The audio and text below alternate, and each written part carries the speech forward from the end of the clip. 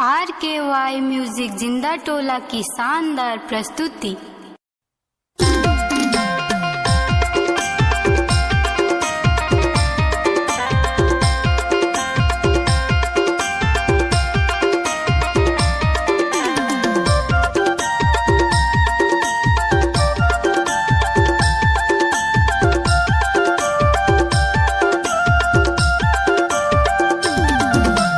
अमला टोरे खहुचे कही के वो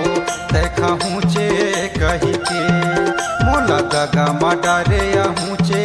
कही के वो तयाहुचे कही के बाई वो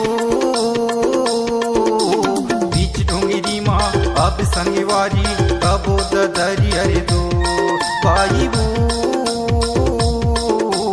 बीच डोंगिरी माँ अब संगवारी कबो दरी अरे दो